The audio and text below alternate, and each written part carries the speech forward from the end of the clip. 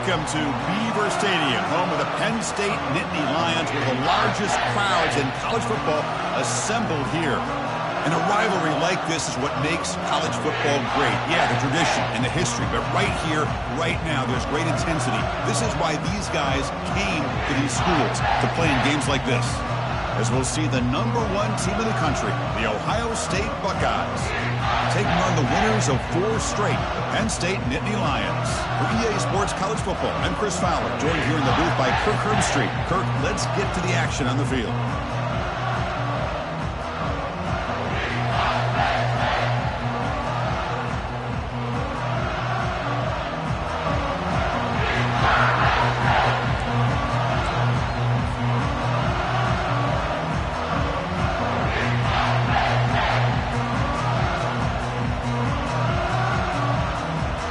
Nittany Lions will kick this away to get us going here.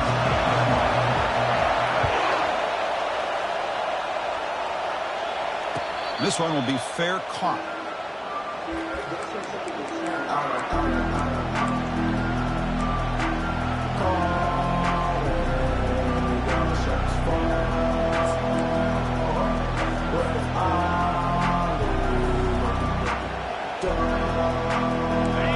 Listen to the crowd energy here in the early going. This is a tough environment for visitors. They start the drive with a quick throw to the right. They bring down the receiver, but that's a nice gain on that play. We see this all over the country now in college football. Defensive backs staying back a little bit deeper, forcing the quarterback to have to throw things in front. I like the decision here by the quarterback because he gets positive yards. It's a good way of staying ahead of the chains. The offense will quickly spend a timeout here after the play.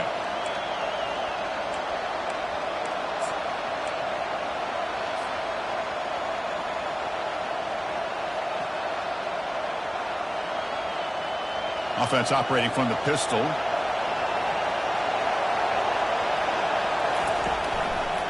It's a run to the left. They make the tackle there, but a penalty marker is on the field. Let's see what that's about. Pretty easy call for the head coach. He will accept that penalty, of course.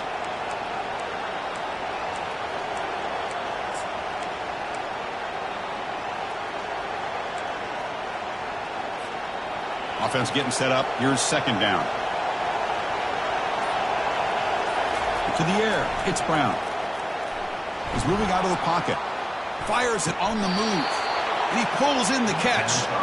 Boy, what a big-time play here by this wide receiver. You know, sometimes, Chris, I wonder if Woody Hayes would be enjoying this modern passing attack from his Buckeyes.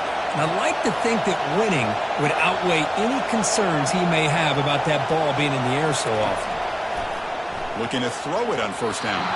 But they can't make the connection. Ball's incomplete. Kirk, you played in plenty of rivalry games. How do they feel different from the others? Well, Chris, rivalry games, and depending on who the coach is, this is a game you think about all year. You know, you're working out in the weight room. You're doing drills and summer two-a-days. Everything is focused on getting to this game and playing your very best. So after the incompletion, it's second down. Quick pass. Here comes a jet sweep. 6-yard gain sets up a 3rd and 4. Well, they've had an entire week to try to find weaknesses in this defense and how to attack. And here in the opening drive, they're using the receiver in motion to get him the ball in space and give him those blockers out in front. Great job of designing the play and great execution here by this offense.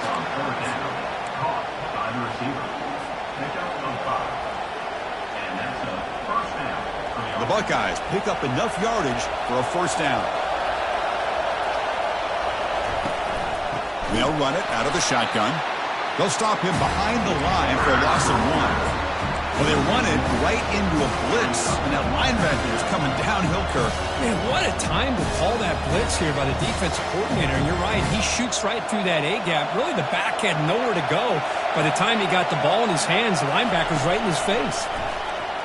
On the run, he'll let it go. And he's got his man open downfield. They bring him down, but the junior quarterback showing off the cannon.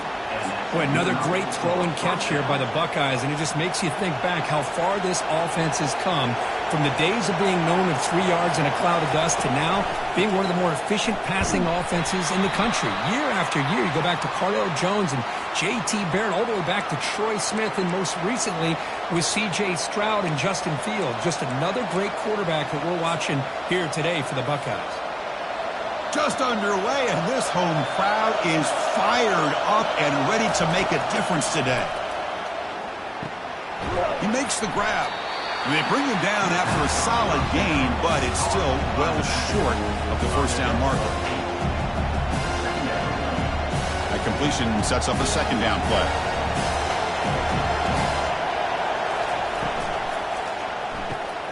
Caught in the backfield. It's Thomas. And the defense smothers him for no gain. Well, they're just fundamentally sound, right where you want to be after the completion. Nowhere to go after that catch. The ninth play of a strong opening drive. It's 3rd and long. There's a shot toward the end zone. Intercepted in the end zone. Well, here it is, opening drive of the game. We're just trying to find that rhythm, run the ball, a couple passes, and this one backfires. Poor decision by the quarterback. That's 100% on him, and this defense now gives their own offense great field position here to get points on the board. The shotgun handoff here. That gain moves the ball out near the 25. Hey, listen, you don't always have to have big plays to be successful. It's a nice, solid gain here, keeps you on schedule, and you get ready for that next play. Second down after that run on the previous play.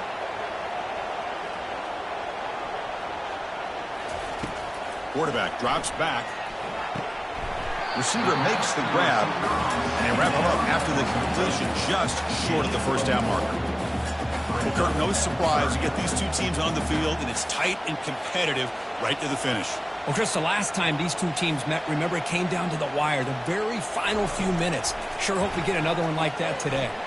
Lets it go quickly. And he finds a wide-open receiver. They forgot about him downfield.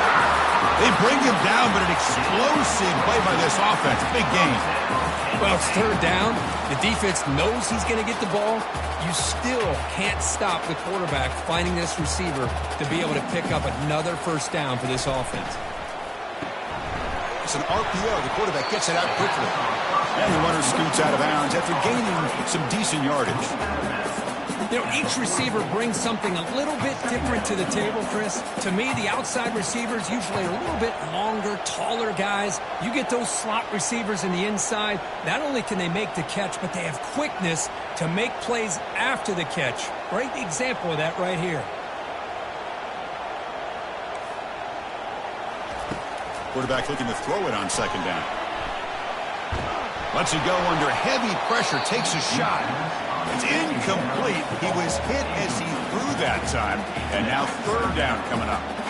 A lot of times college football, the game comes down to just a play or two. And that's a missed opportunity by this offense. I wouldn't be surprised to see them try to come back to that same play in the second half. Short connection to the tight end here. Tackle made at the 26. Good enough for a first down. Well, this is what coaches love to see. A quarterback with the ability to read the defense properly and then just get it to the open man. Sometimes it sounds simple, but it's tough to execute. This time we have good recognition by the quarterback. And he's going to fling it deep, going for it all here. And this is dropped. Would have been a huge gain, but he could not collect it. Really good job here by the defense in coverage. Did a nice job here of staying in phase with the receiver. There's no chance for a completion at all. They bring him down, but that's a solid gain on the play.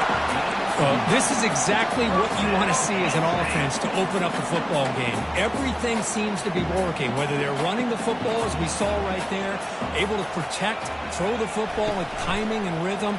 Everything on full display for this offense to let this defense know they could be in for a long day.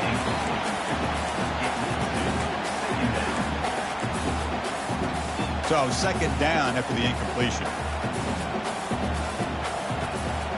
Quarterback pre-snap adjustments now for this defense.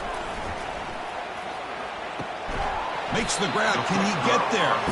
Tackle at the 8 after the completion. Good completion here by the offense. Good timing between the quarterback and his slot receiver. But I really like how this defense, sitting back in zone, is able to get to the football and not allow any yards after the catch. Looking to the end zone. And he's got it. Touchdown, Nittany Lions. And Kirk, how important is that to get off to a positive start to draw first blood in a rivalry game like this? Well, Chris, as you know, in a rivalry game, there's so much emotion. So being able to put a touchdown on the board first just sets the tone for a big day. So they'll try to add to the lead now with PAT. PAT makes it 7-0. Kickoff team is on the field to boot this one away.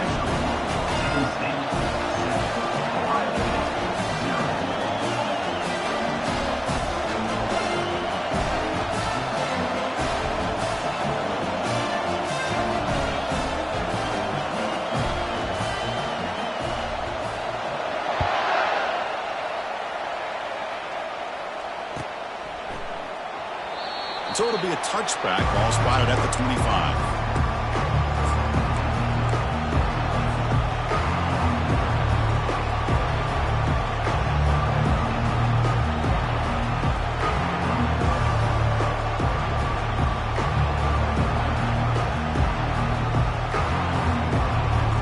Here comes the powerful Ohio State offense onto the field.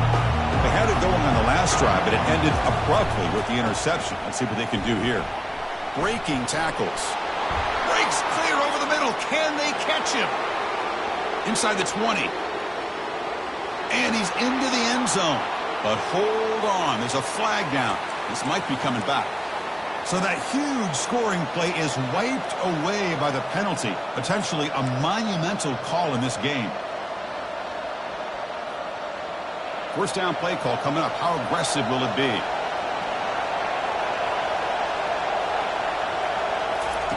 A pop pass on the jet sweep.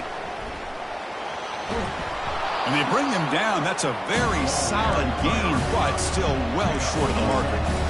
Well, heck, if they hadn't dug themselves such a big hole, what a positive play here, using that jet motion and that touch pass to pick up some huge yards and giving them a chance anyway of trying to come up with a first down.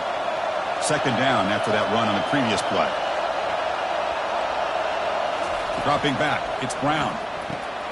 Receiver makes the catch, and he breaks the tackle on the way to a solid gain there. Third down play, looking for a fresh set of downs.